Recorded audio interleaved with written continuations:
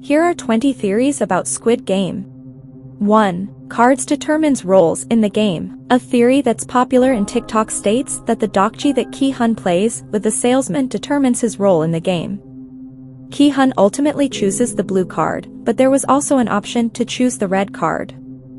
Had he chosen the red card, his role would have been a guard. 2. The old man is actually Ki-hun's father. When Ki-hun gets out of the game, he coincidentally meets the old man in front of the convenience store. It almost seems like fate that they met.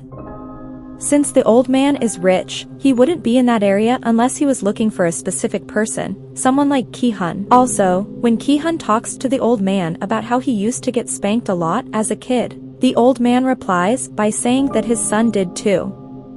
Although it may seem a little far-fetched, it can't be ruled out for certain, considering all the plot twists that have happened in Season 1. 3. The stepfather of Ki-hun's daughter is connected to the games. When Ki-hun goes to visit his daughter, her stepfather tells him that the family will soon be moving to America. When the frontman talks on the phone, he speaks English, even though there are VIPs from other countries. This detail wouldn't have been added about the family moving to America for no reason. Fans thought that the stepfather could be involved with the creators of the games. Could he be the one who runs the games in America?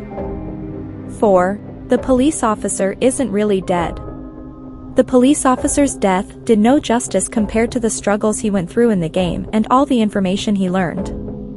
Seeing the frontman's sadness about his brother's death, viewers can only hope that he saved his brother behind the scenes. But then again, his death could also be a representation of the failed attempts to expose the games, implying that the games are an endless cycle. 5. The salesman is actually the old man's son, and he's going to continue the games. Given that Ko In-yu, the actor who played the salesman, is such a big actor, viewers say that there's no way that he was just given the role of a salesman. He could play a larger role in the second season, such as being the old man's son who is going to continue the games. It does make sense, given that the salesman is the one who's recruiting everyone for each game and already plays a large part in continuing the games. 6. The old man set up the games in order to find his son. This is another one of the far-fetched theories, but it could be true. By the end of the season, the viewers note that the old man is lonely and that he has no one to turn to, even if he has a ton of money. However, he does reminisce about his son, as shown in the scene where the old man says that his son used to get spanked for mischief when he was younger. Because the old man has all this money and doesn't know what to do with it, he may have created the games to find his potentially missing son. 7. Ki-hun's red hair at the end of the drama is hinting that he'll go in as a guard. Remember the card theory that was discussed earlier? Going off on that theory, fans speculate that the reason Ki-hun dyes his hair at the end of the season is because he wants to go into the games again, and expose it once and for all, this time as a guard. 8. The VIPs are past winners of the game. The VIPs clearly know a lot about the games, and all of them seem to look equally excited for them.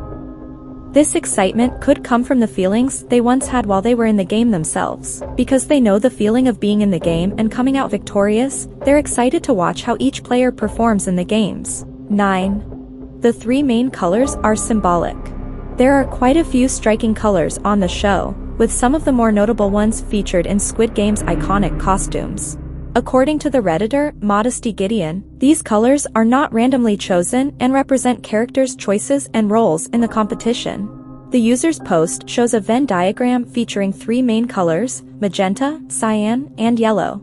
The theory claims that the color cyan represents the people on the show, magenta is linked to a system, and yellow means money. The rest of the images give examples of combinations of the colors.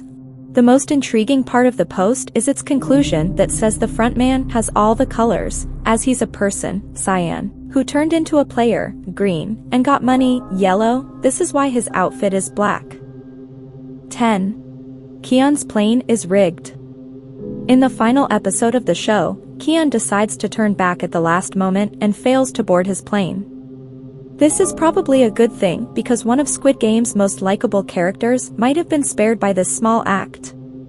According to Redditor, I actually know nothing, they were going to blow up the plane, likely referring to In-ho and the VIPs. They highlight how this was foreshadowed in an earlier episode where someone says, rich or poor, in a plane crash you are all the same. If proven true, this theory would change the meaning behind the frontman's insistence that Kihyun should get on the plane for his own good. 11. Kihyun and Il-nam's numbers are symbolic. The Redditor 7DS Pride prefaces his theory by saying it's mainly symbolic. They think that Kihyun represents the end of the Squid Game as a long-running institution, because he is the final player who gets the last number, 456. On the other hand, Il-nam is numbered 001 because he represents the origin of the game. Since it's implied in the ending that Kihyun is going to find a way back to the games to put an end to the messed-up competition, this theory might be correct. If the show gets a second season, fans will hopefully find out if the protagonist can successfully stop the next contest. 12. There's an extra set of marbles in Il-nam's home. Despite Il-nam's fake death infuriating fans, who discover his real identity towards the end of the show, it was still a harrowing moment when it happened in the fourth game. According to Redditor Heatherfeather, however, it could have been completely avoided. They detail how when Il-nam was having an episode in the game, he was actually going to reveal a way for him and Kihyun to safely get through the level together. If Kihyun had just waited for him to get inside his house, he could have had an extra set of marbles there. They highlight how Il-nam says they could have a final bet, with everything that I still have here, as he was trying to tell Kihyun he had marbles in the house. That game could have ended very differently if the protagonist had just stopped and listened. 13. Squid Game is one of several international competitions. A brief interaction between two of the VIPs at the end of the series has left many viewers wondering whether the Squid Game universe connects to other dystopian stories with similar survival game plots. The games of this edition have been amazing, one VIP says. To which another responds, right, the contest in Korea was the best. Viewers are speculating that this line might suggest that competitions similar to a Squid Game occur worldwide. TikToker Ruth Belpan points out that perhaps the similar storylines presented in shows like Alice in Borderland, in Japan, and the movie franchise, The Hunger Games, in the US are each country's version of the international competition. 14. Purposely bad acting. It's no secret that foreign or white characters in K-dramas often have terrible lines and impossibly bad acting. But some viewers have questioned whether it was intentionally bad in a Squid Game, to mirror the way Western representation of Asians in the media is typically one-dimensional and riddled with stereotypes. One user on Reddit points out that the show director Hwang Dong-hyuk spent a considerable amount of time in the US, since he studied film at the University of Southern California and would therefore not have incorporated bad acting on purpose. There are also alleged screenshots from one of the VIP actors that suggest they were intentionally written as cheesy, callous man-children. Some viewers, however, have suspected that the lines may have been left simplistic enough to villainize the characters without having them be too complicated, for the primarily Korean-speaking audience that creators likely anticipated. 15. The Matrix symbolism. Similar to the guard theory, another theory dives into the choice presented during the dokji scene. The red and blue color scheme has been popularized as symbols of truth versus blissful ignorance from the Matrix series, where the character Neo must choose between a red and blue pill. The red pill would lead Neo to a life-altering discovery of life and humankind. Kihyun's choice of the blue card, combined with his character's overall appearance throughout the series in blue or cool-colored clothing, has fans believing it is an intentional directorial choice to show Kihyun's willful ignorance as he participates in the games. The red hair at the end marks a shift in Kihyun and foreshadows his return to dismantle the system he's become aware of. TikToker Faya Val also points out that the show does explicitly reference The Matrix. At one point after the tug-of-war game, one of the characters compares the team's leaning back strategy to the film's iconic slow-motion scene where Neo leans back to dodge bullets. 16. Kihyun will put an end to the games. As the extended epilogue in Squid Game's final episode proves, life after the competition isn't that sweet for Kihyun. His mom, his catalyst for getting back into the deadly contest, has died, and with her GI Gun's motivation to spend any of his hard-won wealth. Now, equipped with an iconic new look, he seems keen to prevent any more people from being treated like horses, like he was. According to Redditor 7DS Pride, Kihyun was fated to stop the games from the start. Being the last contestant, 456, represents the end of the Squid Game as a long-running institution, compared to 001, who symbolizes the game's origins. By this logic, Season 2 could see Kihyun carry out a mission to stop the deadly tradition. But probably not without a fight. 17. The players who didn't return to the games are now workers. After the games are cancelled following the first vote, most players return to play as they all become increasingly desperate for money. However, 14 choose not to come back because they didn't want to put their lives at risk. Fair enough. We see Frontman telling the other guards to keep an eye on those who didn't return, but what could he have meant by that? Well, one theory is that these 14 people will be given the opportunity to pay their debts as a red worker.